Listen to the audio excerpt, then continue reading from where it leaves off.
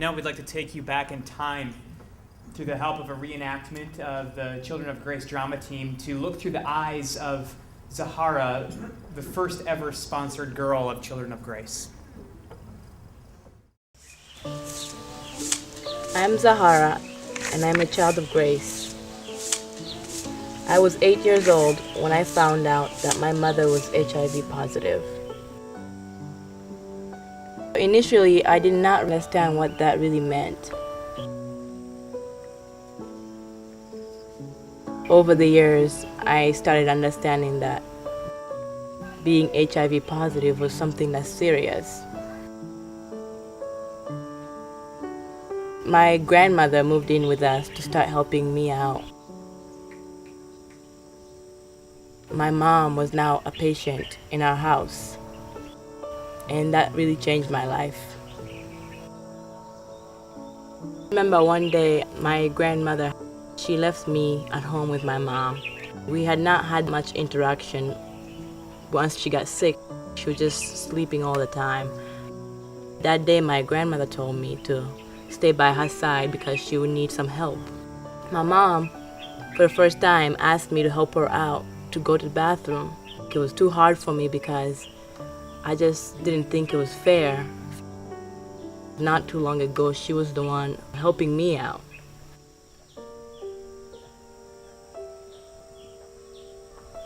She taught me to be strong.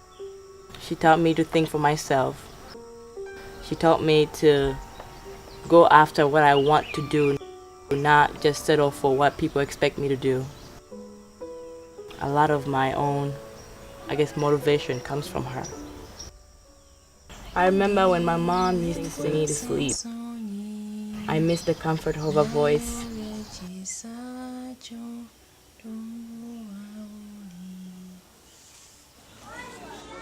I was at school playing with my friends when I saw my cousin Tony come running up to me, and I just knew right then that something was wrong.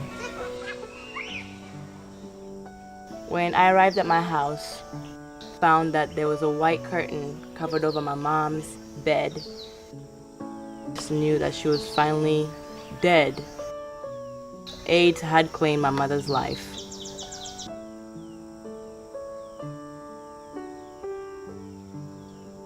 After burying my mother,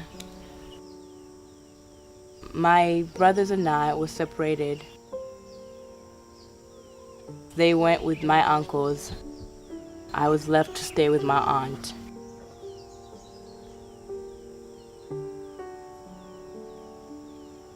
My aunt had 4 children. I knew that she was not going to be able to afford my tuition. I heard of an organization listing up orphans.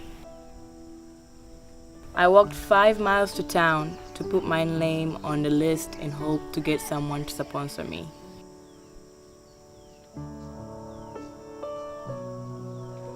After some time, I was notified that I had somebody who was willing to pay for my tuition. I was very, very happy, but I still knew that I had to work very hard.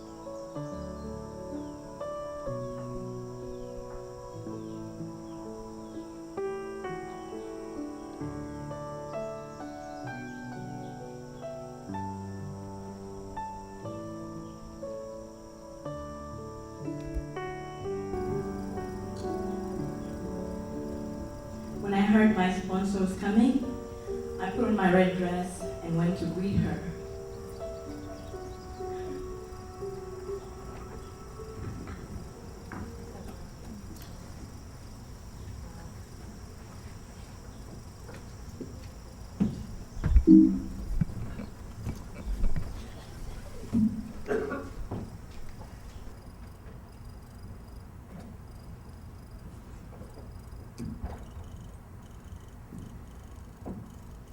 I'm Zahara.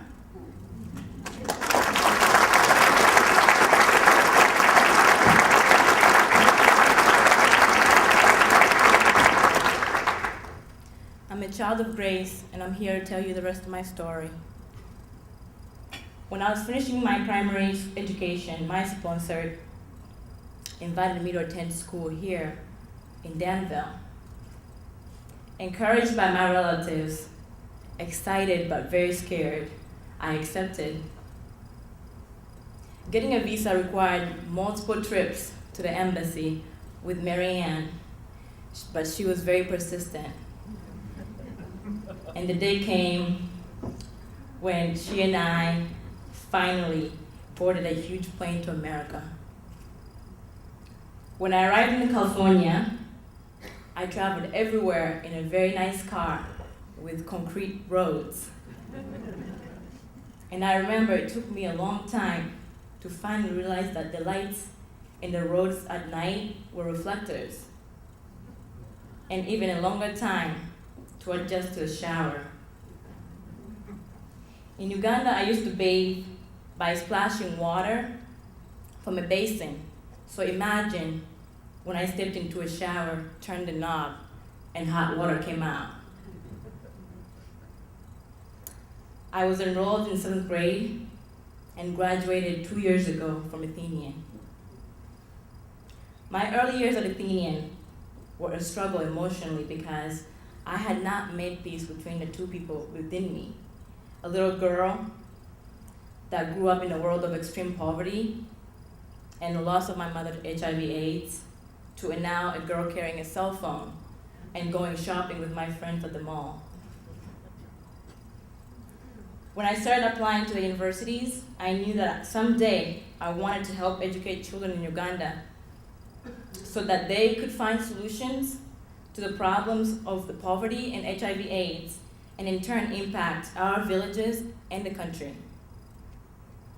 I am now at George Washington University, a junior, and I am majoring in the field of international affairs with a concentration in global health.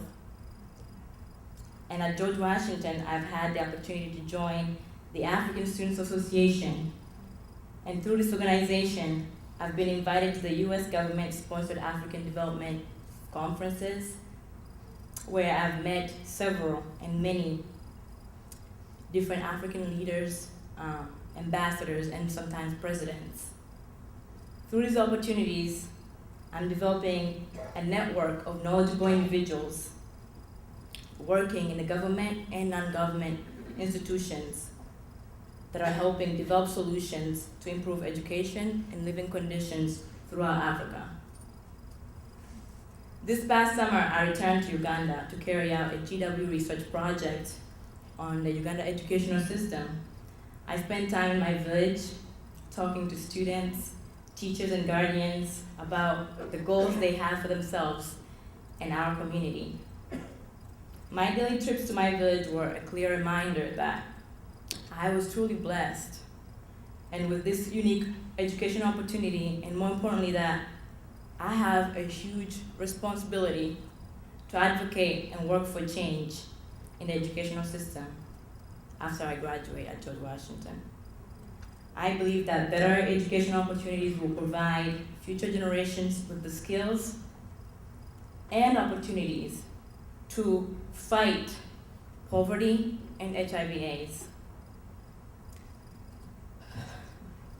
The only difference that I saw when I was going to my village was between me and the children there was that somebody believed in me and gave me a chance for an education. Children in Uganda have the potential to fulfill their hopes, aspirations, and dreams if only someone believes in them. For me, it's that one person that I now have a future. I am one of 15 million AIDS orphans in the world. And you are one of 7 billion people in the world. You are one, but that's all it really takes to make a difference. Thank you for coming tonight.